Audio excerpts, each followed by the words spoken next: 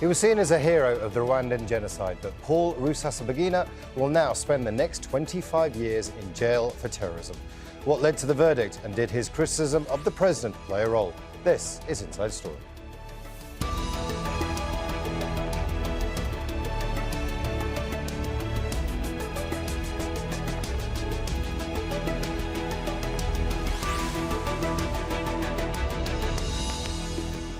Hello and welcome to the programme. I'm Imran Khan. For many, Paul Rusesabagina is a hero. The former hotel manager saved the lives of more than 1,200 people by giving them shelter during the 1994 Rwandan genocide. The story was celebrated in the Hollywood film Hotel Rwanda. Since then, Rusesabagina has become one of the most vocal critics of President Paul Kagame. The government has accused him of being part of an armed group. He's been convicted and jailed for 25 years for terrorism. Rights groups and observers say the trial was a sham, designed to send a message to dissidents. Malcolm Webb reports from Rwanda's capital, Kigali. Paul Rusesabagina refused to come to court with his co-accused to hear the verdict of his trial in Rwanda's capital, Kigali. He was charged with terrorism and related offences. Prosecutors said he was behind a series of attacks that happened in Rwanda 3 years ago. With regard to Rusesabagina, Paul, he is convicted of being a member of an illegal group and participating in terror activities, but he is acquitted of creating an illegal armed group. Therefore, Rusesabagina Paul is sentenced to 25 years imprisonment. Rusesabagina was flown from Dubai to Kigali last year against his will. Rwanda's government suggested he was deceived into boarding a plane that it paid for. International legal observers say that was just the first of many problems with the trial. His family has rejected the verdict. My father was tortured, kidnapped, denied his basic rights, and then now they just gave him a guilty verdict. The co-accused came on the stand and said that they had been forced and coerced and tortured into saying false things against my father, and the witnesses are paid government agents. Rusesabagina was made famous by the Hollywood film Hotel Rwanda.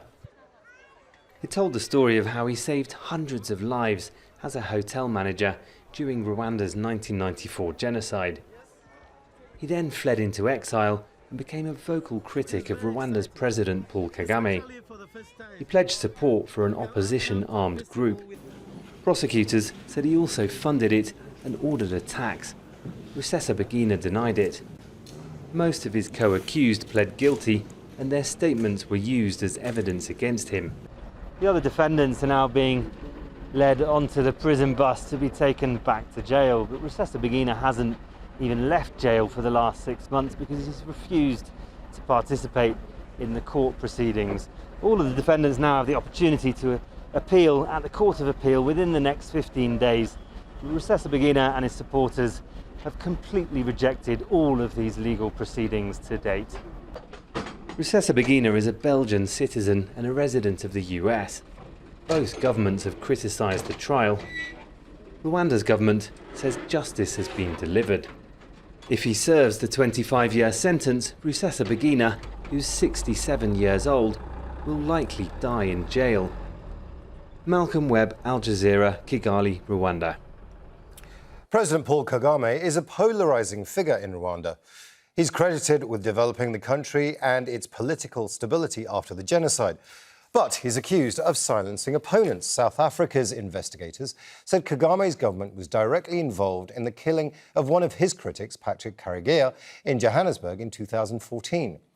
Kigali has denied the accusations and any involvement in the unsolved murders of several Rwandan dissidents.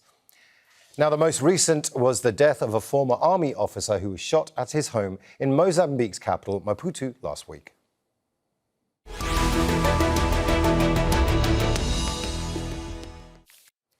Let's bring in our guests. In Kigali, Yolande Makolo, a Rwandan government spokesperson, and in Chicago, Brian Endless, Director of African Studies at Loyola University Chicago and Senior Advisor to the Hotel Rwanda Rusesabagina Foundation. And in London, Jonathan Offei-Ansah, publisher of Africa Briefing, a Pan-African news magazine based in London. Now, welcome to the programme. I'd like to begin with Brian Endless in Chicago.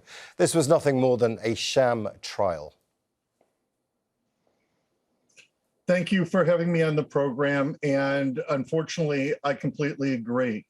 Paul Rusesabagina was kidnapped by the Rwandan government over a year ago, last August. He was not kidnapped because of any criminal charges. He was taken because he has been a critic of that government for over 20 years now, and they have harassed him over that time.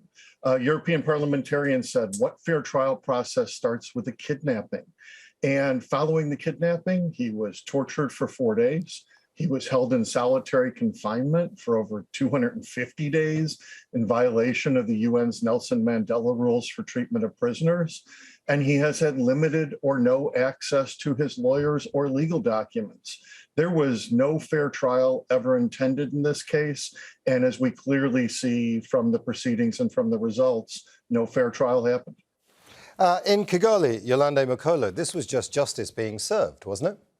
Absolutely. The trial of these 21 FLN suspects was conducted fairly and transparently, and the evidence that was presented to the court was compelling and comprehensive. Part of the evidence that was presented to the court consisted of files that were handed over to the Rwandan prosecution from the Belgian prosecution that searched Rusesabagina's house in Brussels. Also presented in court was the testimony of his co-accused, who talked about what they had done together, as well as victim testimonies, victims of the attacks in 2018 and 2019 in southwestern Rwanda. Brian Endless, it was fair, it was transparent, the evidence was presented in the way it should have been. Why are you complaining? Let me take it point by point, and thank you for bringing it up, and that is the classic answer of the Rwandan government. The good news for us was it was transparent. This trial was very transparent. It was broadcast on YouTube every day, and we were able to watch it with Paul's family and Paul's legal team, and we saw the unfairness unfold before our eyes. There was no compelling testimony. In fact, there was no reasonable testimony in any way, shape, or form. There was nothing presented that showed that Paul or any of the co-accused were guilty. The spokesperson mentioned the so-called Belgian dossier. There was, in fact, a dossier that came from Belgium. It was an investigation that started at the request of the Rwandan government in 2019. The Belgian government cooperated with them. They put together a long document.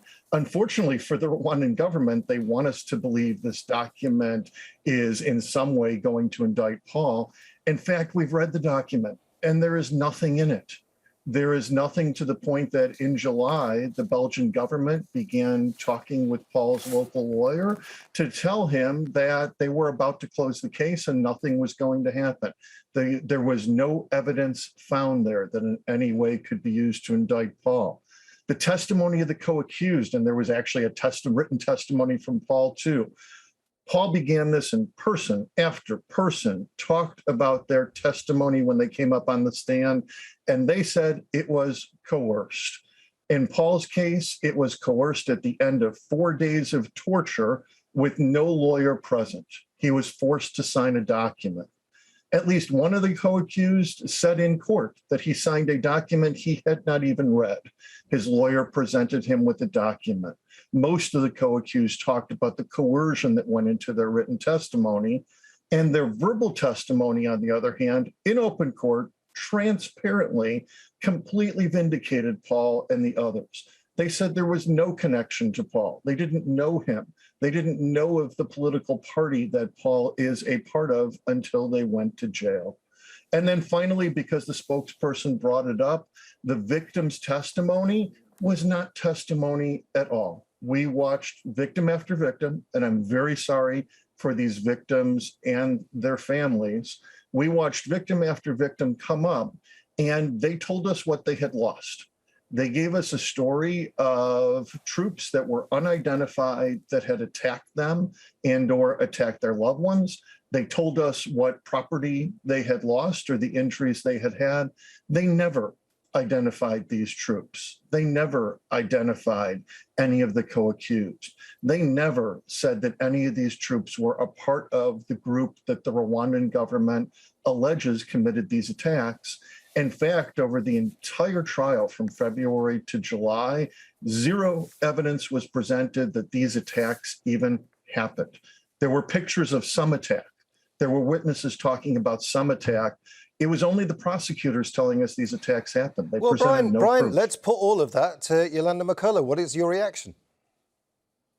Well, in addition to numerous records of WhatsApp conversation between the members who are planning the attacks in Rwanda and also planning how to take responsibility for them, there was evidence of Western Union and other institutions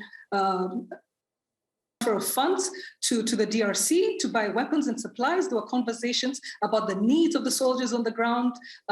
There were conversations as well about Rusesabagina getting military updates from the ground, from the commanders in the ground. He was clearly in charge of this militia. He was promoting the officers. He was deciding who the spokespeople would be. In addition, while all of this was happening, they were not quiet about this. They're still online on VOA and BBC radio, conversations that Rusesabagina had with journalists, bragging about the attacks and taking responsibility for them. Having a conversation with a journalist is not a crime. That is not a crime. That is not a crime. Having a conversation with a journalist is not a crime. Having a conversation on WhatsApp privately is not evidence of conspiracy. Taking responsibility for attacks where people died is a crime. And he was found guilty based on the evidence that was presented in court. Jonathan, Offei-Ansah, you've been hearing what our two guests in Kigali and Chicago have been saying. Clearly, this is a very controversial trial with very controversial themes, like having conversations with journalists. I mean, how much of the African imagination has this caught? Well, the trial has been controversial indeed, yes. But from where I'm sitting as an observer, a journalist and an observer, I believe that Paul Rusesabagina, is on record. We all saw it on TV. Al Jazeera broadcast it on TV. That the Kagame regime must be removed by all means necessary. Okay, so he set himself up openly as an opponent of Paul Kagame. Okay, and from what we gather, report that we gather, there were some bombings, in certain villages, mental cars, some people were killed, right, in which he was implicated. I'm not a lawyer, I'm not a legal expert, I'm just a journalist observing things. And from what we see, I wouldn't say, I could neither agree that the trial was free and fair or the trial was unfair. Okay, but sorry, Jonathan, you're cracking up there. We're going to come back to you shortly, but I do want to put your point to Yolande Makolo. This has been a trial that has been watched by international observers. It was very important for Rwanda to get this right and to be completely transparent. Yet, you've been criticised by the Belgian government. You've been criticised by human rights organisations. Is there any of those criticisms that you take on board? Not at all. They had the concern that this trial be free and fair, and that's what we did. There's no one who's more interested in a free and fair trial than we were. This trial was long. It took 6 months. It was meticulously carried out by the judges, and the verdict that they came up with was based on the evidence that was presented, including some open sources, as our colleague in London is talking about. This video, by his own admission, Paul Rusesabagina was the leader of the FLN. He called on people to mobilize to support these young men and women who are in the Nyungwe forest, and he said they wouldn't leave there. They did not enter the forest to abandon it, and they will go all the way to Kigali to overthrow a legitimately elected government. He said this. Okay, well, let's go back to... Well, the evidence, we've seen a lot of the evidence, like the court... No government would tolerate terrorists. And no government should tolerate terrorists, but that's not that's not the question we're asking. Let me just go to Jonathan Offei-Ansah. It is the most crucial point of this case. A lot of it is political. This was about Rusesabagina saying that he was a critic of the Kagame government, and that's what put him in their sights. Now, that's maybe illegal, maybe not illegal, but it depends on the country's constitution. In Rwanda, it's clearly illegal to have that level of criticism. From where you're sitting, you're a journalist, you're sitting in London, you're critical of several regimes in Africa, including Rwanda. Do you fear that you might be in the sights of the Rwandan government, like other dissidents have been? Sometimes I'm African, I'm not even British. I've lived here more than 40 years, but I'm still African with a Ghana passport. And sometimes in my line of work, I have to be careful how I report, how I analyze certain events, certain things, in Africa. I mean, for fear of my own skin. So, but I will say that, look, President Kagame himself has admitted, I can't put exact word, but he said the word to refer that if you try to undermine the country. Sorry, Jonathan, it's a very important point you are making, but we don't have a clear connection to you. I'm going to go to Brian Endless. Brian, one of the themes, not just of this trial, but of Kagame's government, is that he has been cracking down on dissidents, not just Rusesabagina, but others as well. Do you think that's a fair criticism of him? 100%. And I've been working on issues in Rwanda since 2007. It has only gotten worse since that time. And please don't take my word for it. You mentioned international organizations, Human Rights Watch, Amnesty International, and others. The Clooney Foundation has done an excellent job on trial monitoring on this case. They all say this case is unfair. More importantly, though, thank you for bringing it up, Paul's case is not isolated. There have been thousands of victims over the past 10 decades. In the last 5 years alone, there are Rwandan expatriate groups that track these things. 300 people have been killed extrajudicially inside and outside of the country by the Rwandan government. Thousands more have been arrested. We have some of the high-profile cases. Kizito Mihigo was a singer who was considered a dissident, who was put in jail and then died under mysterious circumstances. Ivan Idamaj was a housewife who had enough and who began to criticize Kagame online and who was warned to stop. And when she didn't stop, she was imprisoned. Former high government officials, some of the people that I talk to on a regular basis are people who were former RPF, Kagame's party, and they were very highly placed. We know the stories of Patrick Karagaya, his former intelligence chief, who was very close to Paul Kagame, and after they fell out, he was assassinated in South Africa. General Niamwasa, the former head of the military. Let's put those points to Yolande. Yolande, why is your government locking up dissidents, according to Brian? Listen, the evidence of Rusesabagina's guilt in this case is clear. If anyone has evidence to the contrary, they should bring it out. Instead, what Brian is doing and what other people like him are doing, bombarding us with very tired stereotypes about Rwanda and prejudiced views of Africa in general. This case, what is most shocking about it is the total and complete removal of victims of these crimes. No one talks about the victims. These crimes are real. They happened in 2018 and 2019. Two extremely brutal attacks took place in June and December 2018, in which 9 people were killed, including 2 children, aged 13 and 17. Families were devastated. But this is completely ignored. Their suffering is completely ignored, as is the complicity of the 20 other co-defendants, just because one of the defendants was portrayed in a film 17 years ago. Jonathan Offei-Ansah in London. One of the reasons Paul Kagame is such a powerful figure in Rwanda is because of his economic reforms, because of his ability to manage the economy. A lot of Rwandans are... Sorry, we actually can't go to you right now, but we'll go back to Yolande. Yolande, I want to hear from you. Give me a clear answer. This trial was criticised by Human Rights Watch, by the Belgian government. You say it was a fair trial. Was it flawed? Can you admit that? Or do you think it was completely above board?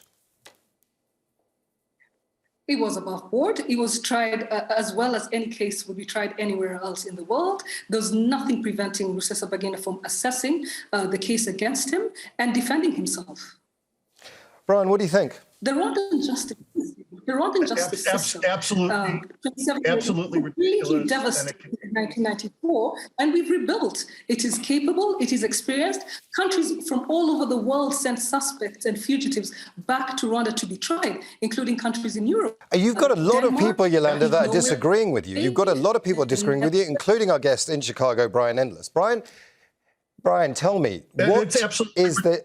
Just let me ask you a question, Brian. How much of what you're criticising the Rwandan government for is the classic criticism of African governments everywhere, is that they're incapable of being fair, just because they're African? It's actually, for me, it's not true at all, because I've become a deep expert on Rwanda, and I know many other African countries. While there are issues in African countries, I honestly believe Paul Kagame's Rwanda is a special case. This is a man who wants complete control over dissent inside of his country. While other leaders may want it, he has actually achieved it. And examples are the things that Yolande is bringing up are patently on their face ridiculous. Well, our guest in London is back, Brian. I want to put that point to him as well, because we haven't really heard from him because of technical difficulties. But Jonathan Offei-Ansah, it's a very simple question. Paul Kagame is insulated from a lot of the criticism within Rwanda itself because he's been a success. Some people have called him a benevolent dictator. How much does that mean he's untouchable? Nobody is untouchable, okay? But let's consider Rwanda's past recent history. They had a genocide, Hutus against Tutsis. About 800,000 people were killed. So such events actually shape people's minds, shape people's thinking, shape people's actions. Okay, so maybe that has, I'm not trying to be an apologist for Paul Kagame, but maybe that has shaped him. And in trying to prevent a similar tragedy occurring in Rwanda again. Yes, and sometimes too, I compare him to the first Prime Minister of Singapore, Lee Kuan Yew. I mean, see where, I mean, at independence in 1957, 58, Singapore was a backwater, complete backwater. But see where Singapore is today, right? All through the effort of that benign, benevolent dictator called Lee Kuan Yew. And Paul Kagame, sorry, Jonathan, we have lost you. I want to leave the last point, actually, to you both in Kigali and in Chicago, very, very simply. Is there anything of each other's arguments? Chicago, Brian Endless says it's a sham. In Kigali, Yolande, you say that this is actually a fair trial. Is there anything you've heard from each other that might change your minds? Let's begin with you, Yolande, first. Absolutely not. I do not understand someone who, Brian Endless says that Kagame invented the genocide in which more than 1 million people died. Anything else he says after that makes absolutely no sense. We are very pleased. Sorry, I'm going to have to cut you off there. I do want to come to Brian as well, because I did say we would. Brian, your thoughts? To be clear, I never said anything like that. Once again, it is made up by the Rwandan government. My base thought here is, if their system is so fair, why did they not try extradition? The United States has extradited Rwandans back. That is something I agree with Yolande on. She mentioned that earlier. Why did they kidnap the man instead of trying extradition? Why are they holding him from his lawyers and not allowing his lawyers to see him? Why did they torture him on his arrival? None of these things suggest that there was any chance of a fair trial. A fair legal system would have put the evidence to the United States, where he was living at the time, or to Belgium, and to say, please send this man to us. And the US and Belgium have cooperated with Rwanda in the past. There was never an attempt at cooperation. They jumped straight to kidnapping a humanitarian because he is a critic of a dictatorship. I want to thank all our guests, Yolande Makolo, Brian Endless and Jonathan Offei-Ansah. And I want to thank you too for watching. You can see the programme anytime by visiting our website, aljazeera.com. And for further discussion, go to our Facebook page. That's facebook.com/AJ Inside Story. And you can also join the conversation on Twitter. We are at AJ Inside Story. From me, Imran Khan, and the whole team here, bye for now.